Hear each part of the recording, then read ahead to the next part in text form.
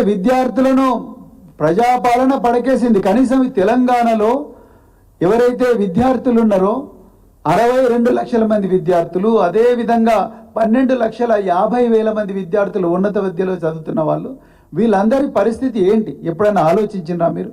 వాళ్ళకు డబ్బులు పోతున్నాయా లేదని ఆలోచించిండ్రా? దీని మీద కూడా అర్జెంటుగా ప్రభుత్వం ఎప్పుడెప్పుడు ఈ 5,900 రూపాయలు 5,900 కోట్ల రూపాయలు ఎప్పుడు రిలీజ్ చేస్తారనేది ఒక క్యాలెండర్ రిలీజ్ చేయాలి. జాబ్ క్యాలెండర్ ఇస్తామని చెప్పి నిరుద్యోగులను మోసం చేసినట్టు చేస్తే మాత్రం ఊరుకునేది లేదు. తప్పకుండా ఈ 5,900 కోట్ల రూపాయలు విద్యాలయాలకు ఎప్పుడు రిలీజ్ చేస్తారు, విద్యార్థులకు స్కాలర్షిప్లు ఎప్పుడు ఇస్తారు? 2024-25 విద్యా సంవత్సరంలో స్కాలర్షిప్లకు ఇంతవరకు అప్లికేషన్లకే గతి లేదు.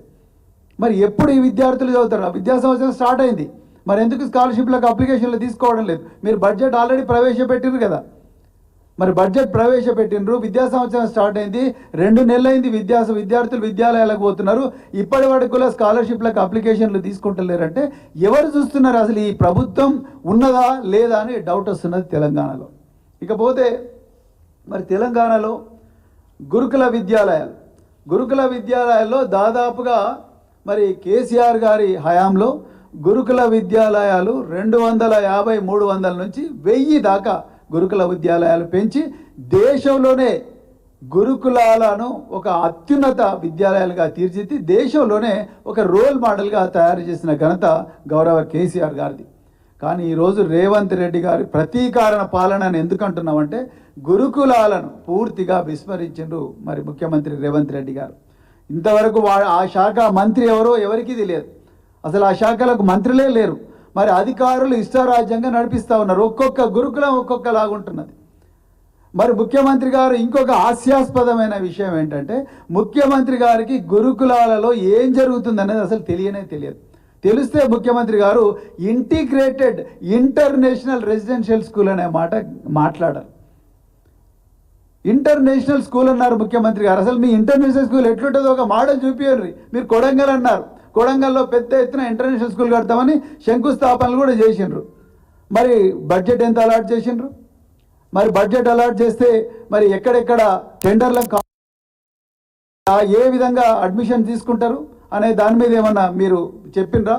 అదేవిధంగా మరి దాంట్లో విద్యార్థులకు ఎలాంటి విద్యా బోధన ఉంటుంది? దాని మీ ఇంటర్నేషనల్ స్కూల్స్లో మరి ఏ సిలబస్ పెడతారు? సిబిఎస్ఈ పెడతారా, ఐసిఎస్ఈ పెడతారా, ఐసిసిఎస్ఈ పెడతారా, లేకపోతే ఐబీ పెడతారా, లేకపోతే స్టేట్ సిలబస్ పెడతారా?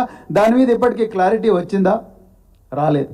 అసలు గురుకులాల్లో ఇంతకుముందే వైఎస్ రాజశేఖర రెడ్డి గారు ముఖ్యమంత్రిగా ఉన్నప్పుడే ఇంటిగ్రేటెడ్ పాఠశాలలను పెట్టి అది ఫ్లాప్ అయినందుకే దాని మోడల్ తీసేసి ఇప్పుడు గురుకులాల మోడల్ వచ్చింది. గురుకులాల్లో కూడా అన్ని వర్గాలకు చెందిన విద్యార్థులు ఉంటారన్న విషయం ముఖ్యమంత్రి గారికి తెలియకపోవడం నాకైతే చాలా ఆశ్చర్యంగా ఉన్నది. ప్రతి గురుకులాల్లో కూడా ఎస్సీ గురుకులం అంటే ఎస్సీ గురుకులాల్లో కూడా మిగతా వర్గాలకు చెందిన వాళ్ళు ఉంటారు, ఎస్టీ గురుకులం అంటే ఎస్టీలు కాకుండా మిగతా వర్గాలకు చెందిన వాళ్ళు ఉంటారు, మైనారిటీ గురుకులం అంటే మైనారిటీలు కాకుండా మిగతా వర్గాలకు చెందిన వాళ్ళు కూడా ఉంటారు, బీసీ వెల్ఫేర్ అంటే బీసీలే కాకుండా మిగతా వర్గాలకు చెందిన వాళ్ళు ఉంటారన్న కనీసమైన జ్ఞానం కూడా మరి ఇప్పుడున్న కాంగ్రెస్ పార్టీలో ఉండే నాయకులకు లేకపోవడం అనేది, మరి ముఖ్యంగా విద్యాశాఖను చూస్తున్న ముఖ్యమంత్రి గారికి దీని మీద అవగాహన లేకపోవడం అనేది విద్యా వ్యవస్థ మీద ఉన్న వారికి ఉన్న శ్రద్ధను మనకు చూపిస్తూ ఉన్నది. మరి ఈ గురుకులాలు ఈరోజు ముఖ్యమంత్రి గారు ఒక్కోసారి చాలా భయంకరమైన ఆందోళన కలిగించే స్టేట్మెంట్లు ఇస్తూ ఉన్నారు.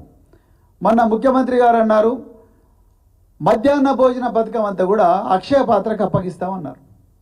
ముఖ్యమంత్రి గారు మేమేమంటున్నామంటే ఈ విద్యార్థులకు భోజనం పెట్టాల్సిన బాధ్యత ప్రభుత్వానికి, ప్రభుత్వ డిపార్ట్మెంట్లది, ఎడ్యుకేషన్ డిపార్ట్మెంట్ కానీ చైల్డ్ వెల్ఫేర్ కానీ లేకపోతే మిగతా డిపార్ట్మెంట్లది. ఆ బాధ్యత ప్రభుత్వాలు తీసుకోవాలి కానీ ధార్మిక సంస్థలకు ఇవ్వకండి. రాజ్యాంగంలో 20వ అధికరణం నుండి 28వ అధికరణం వరకు రాజ్యాంగం స్టేట్ను సెక్యులర్, మన ప్రియాంబుల్లోనే ఉంటుంది. మన రాహుల్ గాంధీ గారే రోజు రాజ్యాంగం పట్టుకొని తిరుగుతూ ఉన్నారు.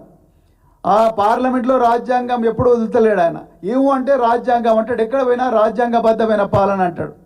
మరి ఆ రాహుల్ గాంధీ గారేమో రాజ్యాంగబద్ధమైన పాలన అంటా ఉన్నాడు, మీరేమో రాజ్యాంగ విలువలకు తూట్లు పొడుస్తూ సెక్యులర్ స్టేట్ అయిన ఈ తెలంగాణను గంగా జమున తహజీబ్కు ప్రతీకైన తెలంగాణను కేసీఆర్ గారు 10 సంవత్సరాలు ఏ లౌకికత్వాన్ని రక్షించారో అలాంటి తెలంగాణను మీరు తూట్లు పొడిచే ప్రయత్నం చేస్తున్నారు.